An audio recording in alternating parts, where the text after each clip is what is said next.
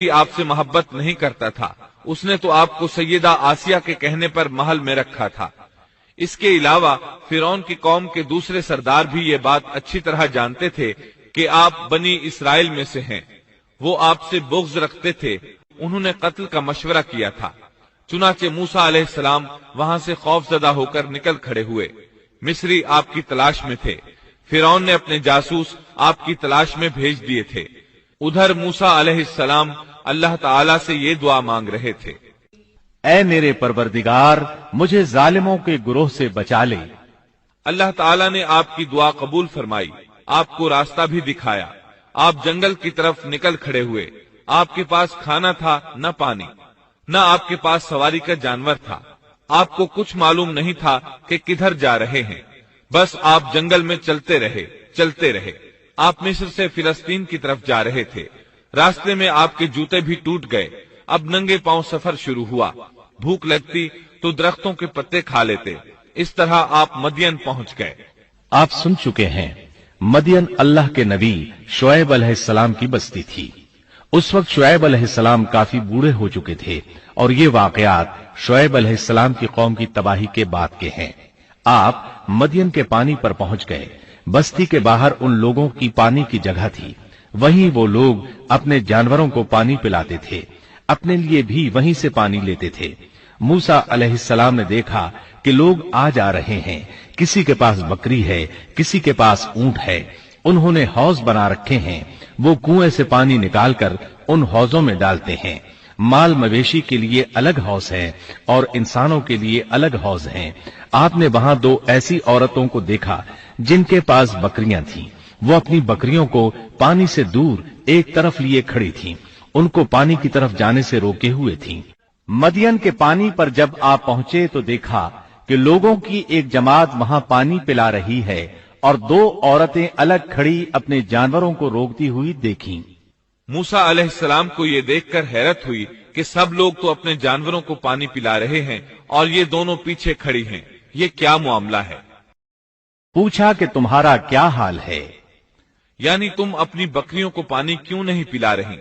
وہ بولی کہ جب تک یہ چرواہے واپس نہ لوٹ جائیں ہم پانی نہیں پلاتی، اور ہمارے والد بہت بڑی عمر کے بوڑھے ہیں۔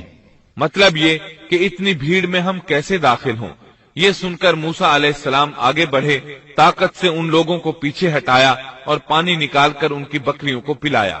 پھر ایک درخت کے سائے تلے جا بیٹھے اور یوں دعا کرنے لگے، اے پروردگار، تو جو کچھ بھلائی میری طرف اتارے میں اس کا محتاج ہوں۔ سیدنا عبداللہ بن عباس رضی اللہ عنہما بیان کرتے ہیں کہ سیدنا موسیٰ علیہ السلام ننگے پاؤں مدین پہنچے تھے۔ ان کے پیروں کی جلد اتر گئی تھی، پیٹ بھوک کی شدت کی وجہ سے کمر سے لگ رہا تھا۔ درختوں کے پتے کھاتے رہے تھے، اس لیے ان کے منہ سے پتوں کی بو آتی تھی، لہٰذا اس وقت وہ سخت حاجت مند تھے۔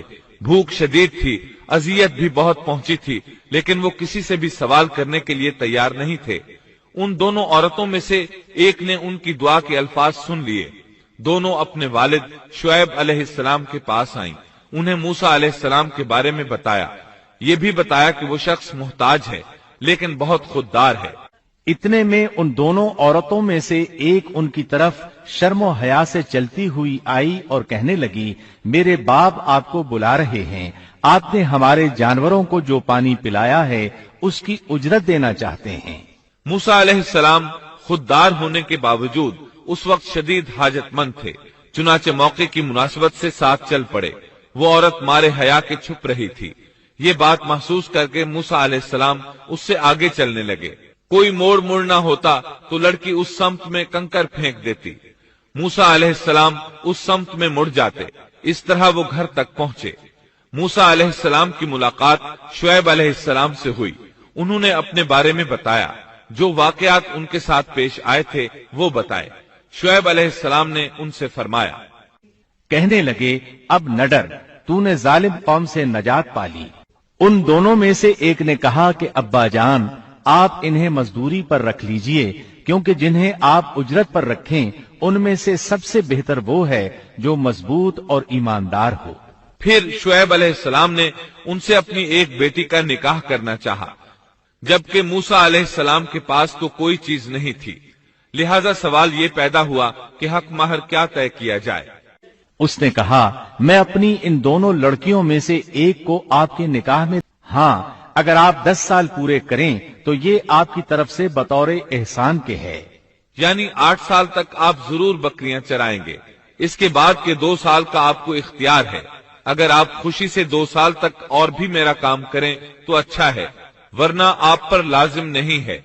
میں ہرگز یہ نہیں چاہتا کہ آپ کو کسی مشقت میں ڈالوں، اللہ کو منظور ہے تو آگے چل کر آپ مجھے بھلا آدمی پائیں گے۔ شعیب علیہ السلام کی بات کا موسیٰ علیہ السلام نے جو جواب دیا وہ آیت 28 میں ہے۔ موسیٰ نے کہا خیر تو یہ بات میرے اور آپ کے درمیان پختہ ہو گئی، میں ان دونوں مدتوں میں سے جسے پورا کروں مجھ پر کوئی زیادتی نہ ہو، ہم یہ جو کچھ کہہ رہے ہیں اس پر اللہ کارساز ہے۔ مطلب یہ کہ سیدنا موسیٰ علیہ السلام کہہ رہے ہیں کہ اب یہ اختیار میرا ہے کہ میں 8 سال پورے کروں یا 10 سال، مجھ پر کوئی زیادتی نہیں ہوگی۔ ابن عباس رضی اللہ عنہما سے پوچھا گیا موسیٰ علیہ السلام نے کون سی مدت پوری کی تھی؟ آپ نے فرمایا انہوں نے 10 سال پورے کیے تھے۔ موسیٰ علیہ السلام نے ادھر 10 سال پورے کیے، یعنی اپنا عہد پورا کیا۔ اب انہیں خیال آیا کہ کافی وقت گزر چکا ہے اور حالات بھی بدل چکے ہیں، لہٰذا اب میں واپس مصر جا سکتا ہوں، اپنی والدہ، اپنے بھائی اور بہن سے ملنا چاہیے۔ جب موسیٰ نے مدت پوری کر لی اور اپنے گھر والوں کو لے کر چلے، مطلب یہ کہ 10 سال پورے کر لیے، اب اپنی بیوی کو لے کر مصر کی طرف روانہ ہوئے۔